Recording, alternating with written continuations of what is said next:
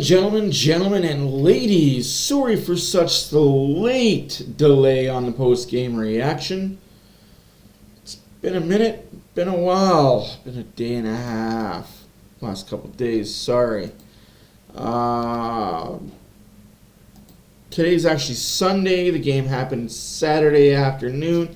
I'm probably about 24 hours late on delivering this video, so I apologize immensely.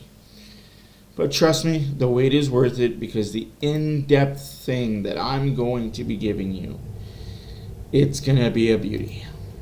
Just let me get my shit together here.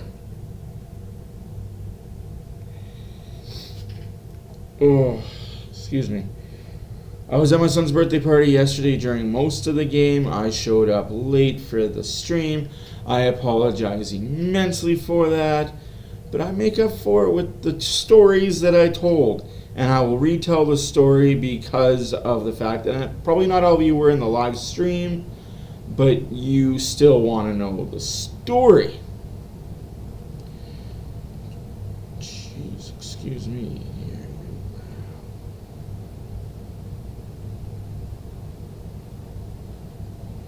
Wow, this is insane. This is episode 92. I guess I should write that on the board. Sorry, I am flabbergasted today. I'm all over the place. It's been a whirlwind 24 hours. It's been a whirlwind 24 hours for the Edmonton Oilers, as you can see in the background. We'll start off with some good news.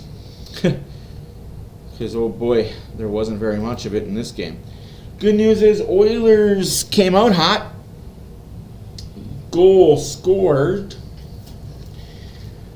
by Leon Draisaitl on the power play. Power play stays hot. Draisaitl stays hot as well. Goal number 39 on the season gives the Oilers the early 1-0 lead. Campbell was in net. Not like it really mattered when all is said and done. The team didn't play well in front of them defensively. I don't even care who you had in net. You could have had Skinner in net, and it would have been the same result. Unfortunately, Oilers would have got the loss. They embarrassed Winnipeg the night before, and usually what happens when you embarrass the team, they come back at you pretty hard. So, like I said, Draisaitl gets the goal. We're up 1-0. Life is good. Life's happy. Oilers continue to dominate where they left off the night before. And then it didn't.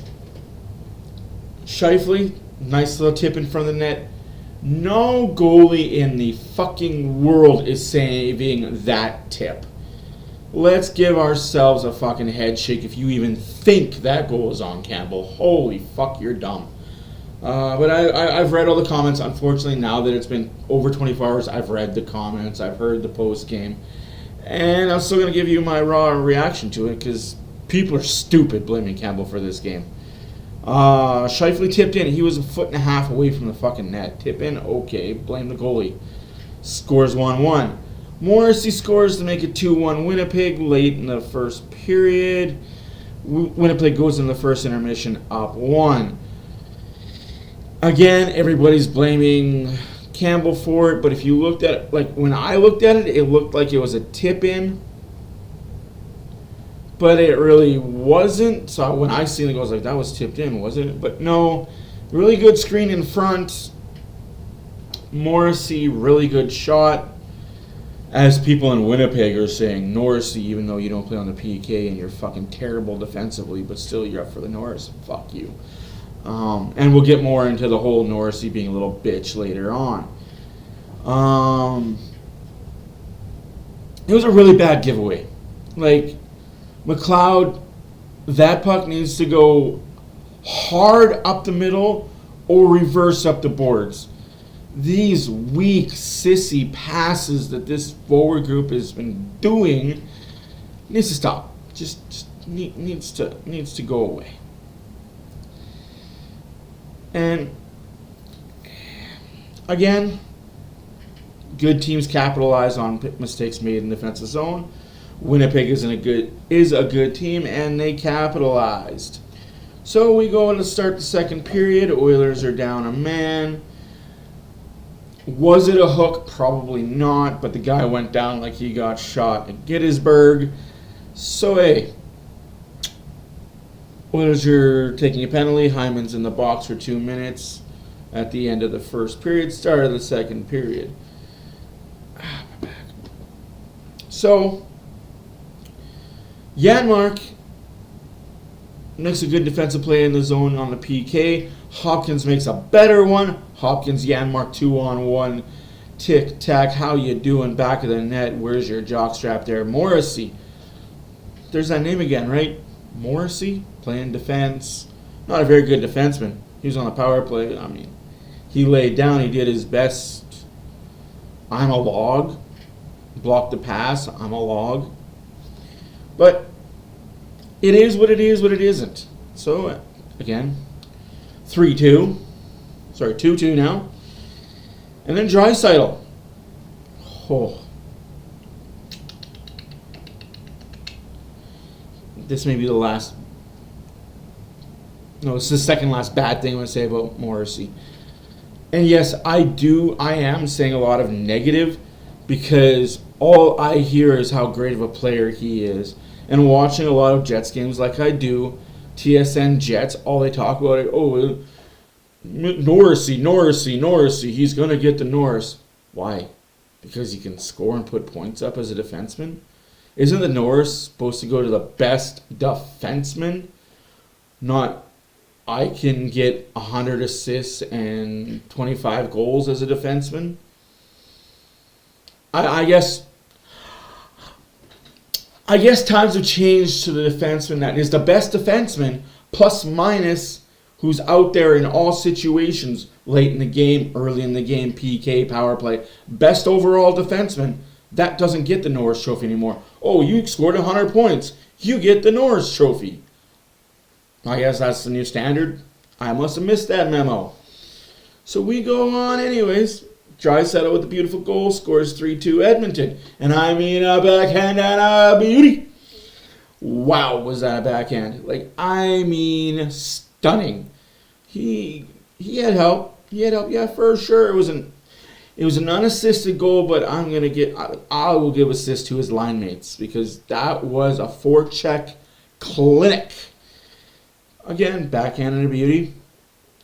Morrissey, pick up your jock. It's in row 40 because that's his 40th goal of the year, my guys. Draisaitl, number 40, but he's not done yet. No, he's not. We play on. And this is where I get nitpicky. And you can say that I'm just picking on the small, little, minute details of the game. But we as fans, we're allowed to be nitpicky, right? We expect greatness all the time. It's not going to happen, but we expect it all the time, especially from this player, this caliber of player. Lowry scores 3-3. It's a tip in. It's a nice tip from, again, 3 feet away from the net.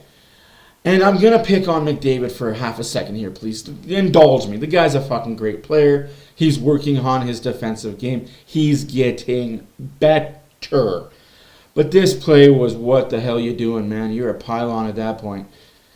Stick check, body check, booby check, grab, do something.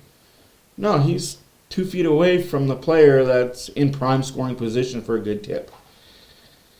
Again, tip, 3-3 game. And so far, you're not seeing me blame Campbell, right? Well, this goal. The 4-3 goal scored by Campo Bino. Bad. You need those. I don't care what goalie you are, what league you're in. You know your team is struggling defensively.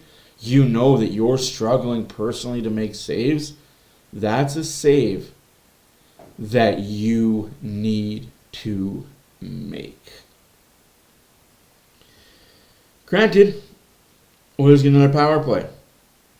Boy, this power play is a clicking. No more of these Edmonton Globetrotters on this one. No, sir. First power play goal. Boosh bomb. Hyman tip in front. Draisaitl right there on the doorstep. You got yourself a goal. How you doing? And then you got Draisaitl again. Power play goal, Draisaitl. Hat-trick goal. Hat-trick goal.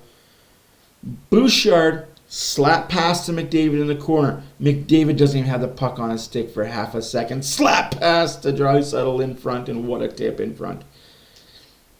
Again, move the puck. Don't make 30 passes.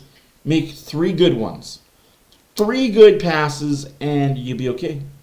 You make 3 strong, good passes on the power play, chances are you're going to score. But I digress, and I move on.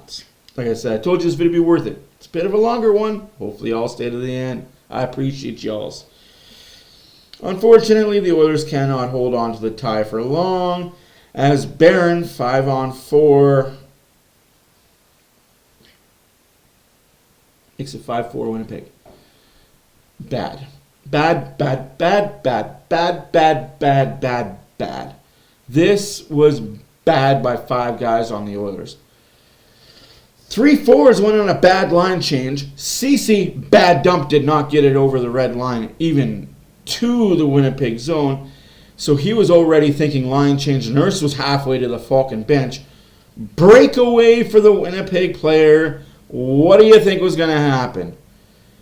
All 5 guys on the ice, bad. They get Fs on that play. All 5 of them.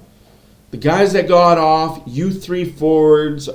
Yeah, I get that the puck should have been dumped in. I get that CC fucked up the dump. I get that. But you make sure, and this is one thing that I was taught when I was a kid playing hockey, and I teach the kids that I play hockey, that I coached. You do not get off the ice. Especially all 3 forwards. 1 forward, okay, because he's closest to the bench. The closest forward to the bench, I'll give that forward a leniency a little bit. But the other 2 guys that were nowhere near the bench and decided to go on a fucking line change, not acceptable, unexcusable, bad. You are taught from a kid level, you make sure that puck is deep before you get off the ice. If it's not dumped deep, you stay out there. Yeah, you're going to be fucking tired. Your legs are going to be burning. Your lungs are going to be killing you. But you do not get off the ice because that puck needs to get deep. Once that puck gets deep, then you change one at a time. Or make a full line change when you know it's fucking safe. Your NHLers do better. So obviously, it just keeps going for this Oiler team. And I can't pronounce the guy's name that headhunted Yamamoto last game. And he went after McDavid again this game. It wasn't a slew foot in the slew foot sense, but it was half a slew foot, half a trip. Not called on the ice, by the way. Oh, heaven forbid you give this powerful Oiler offense any more power plays. What more do you want? We gave you 9 yesterday. Yeah, we'll call the fucking plays that are there. Nurse, being a stand-up guy, goes to try and fight the kid. Kid's not going to fucking fight. He's a pussy. Him and Morrissey, pussies. Little baby pussies. They don't fight. They just whine and complain to the ref the entire time. So Lowry steps in, fights Nurse. Somehow, some fucking way, Nurse gets the extra 2. But Lowry was 3rd guy in. Shouldn't have he got the extra 2, you say, Matt? Isn't that the rules, Matt? You're 3rd guy into a fight. You didn't get a penalty for being 3rd guy in? No, not when you play the Winnipeg Jets, apparently. Not when you're Darnell Nurse. You get the extra 2. Winnipeg gets the late period power play. Of course they score on it, because why not? Shot from the point. Yes, I get Campbell needed to make that save, but if you look at that video, there was no way in hell Campbell saw that shot, let alone can make that save. Not just the traffic in front, but by God, that puck needs to get out of the zone. You've got less than 30 seconds in the fucking period. You're on the PK. You slap that shit at someone's head. No, not us Oilers. No, we flimsy it away off the boards. We throw it blindly up the middle. Morrissey is a goal scorer.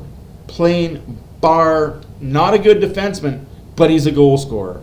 So he's going to score that goal because, of course, he does. We move on to the third period.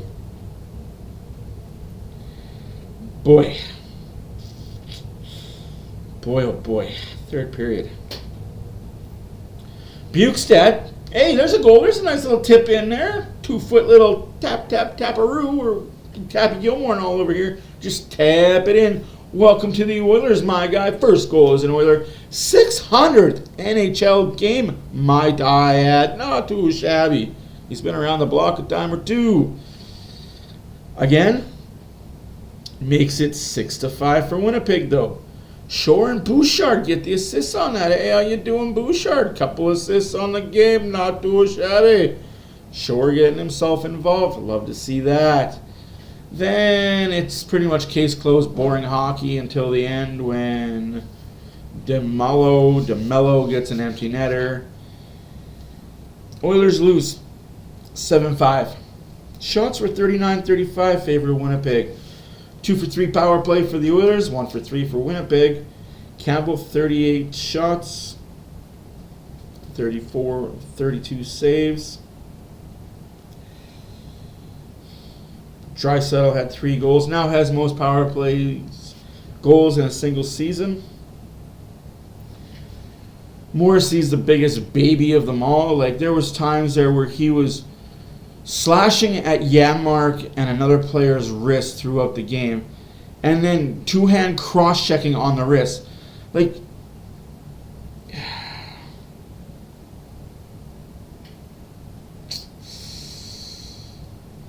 I played a lot of hockey when I was a kid and growing up. One thing that our coaches told us, and our defensemen would do this, because it fucking hurts. It's cheap shot hockey. It's bush league. And you only do it if you're a big bitch and you don't know how to fight. You two-hand cross-check somebody in the wrist. That does 2 things. That can break their wrist, and you don't get a penalty for it. You don't, because you're pushing down. Ref's not going to see you push down. And because of the way sticks are made right now, it fucking hurts even more. Like, yeah, you break wrists doing that because you are two-handing on top of the wrist. Some players now are protecting that by wearing wrist guards and higher-up gloves. But in my eyes and in my sense, Morrissey last night proved to me why he's a big bitch baby. And whatever respect I had for him as a defenseman is gone. Watching that reminded me of when I was 16 and I would go up against a 6'3", 210-pound defenseman that was 6'1". I'm 5'7".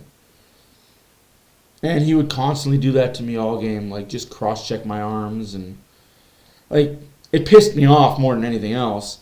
And I see that a lot going to like equivalent to slap shot type of hockey, the Fed. We have that here in Alberta, the North Peace Hockey League. You go to a couple of North Peace Hockey League games and you see that shit all the time. Bad defensemen, piss poor players, just hack and slash at really good players because they can't keep up. Morrissey's better than that.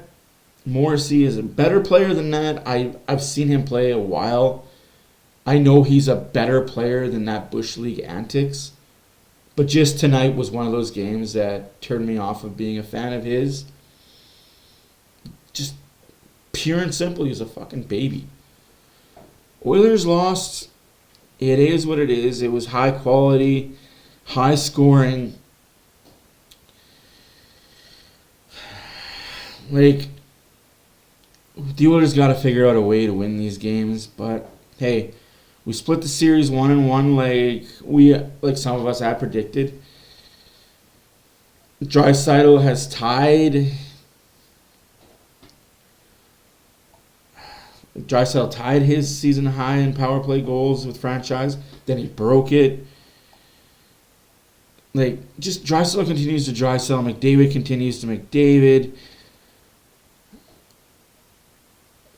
Like, he becomes the 5th Oiler. for career goal seasons with 4, joining Gretzky, Anderson, Curry, and his line teammate, McDavid.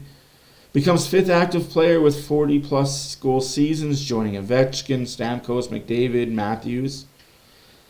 I'm kind of going through the achievements that Draisaitl had at the late end of this video, because I don't want to overstate that what Draisaitl did tonight and what Draisaitl's doing this year is being overshadowed by the career year that McDavid's having. And not too many people in this league give Draisaitl the fucking respect that he deserves. They just don't. Because he plays with McDavid. Oh, well, I would score too if I was McDavid's line. Wake up, fucknuts. He doesn't play on McDavid's line. He drives his own line. Again, what more can you say about Draisaitl this game? Again, hat-trick. But it's insane.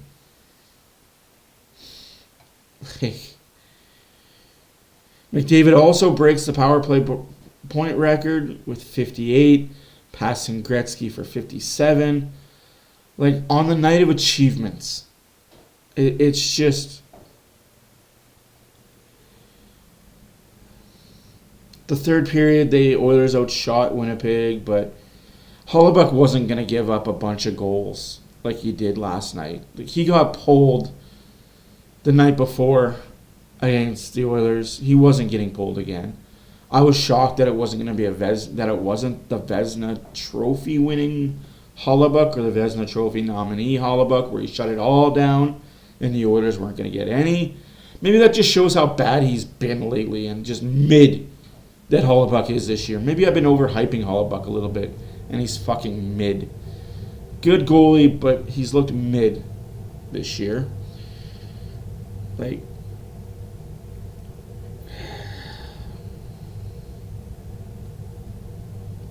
Bukestad comes in. He's got 14 goals on the year. It's good to see all this. The team looked good for the most part on the back-to-back nights. Winnipeg just had more in it.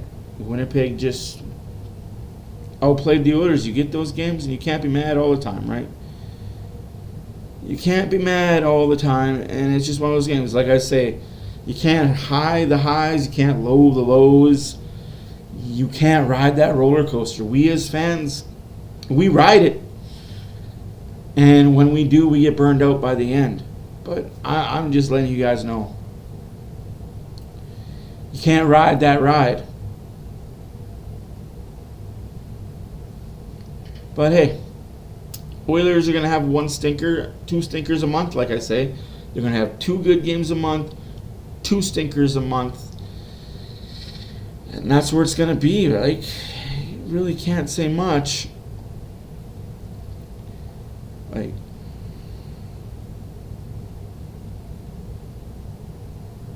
I can't even read that because I'm just trying to go off notes that BW wrote, and I'm not going to read that. Sorry, BW. The goaltending didn't need to be better tonight. The goaltending was fine. I'm not even going to get into that. I'm not going to get into that bullcrap about which is our starter, who's better.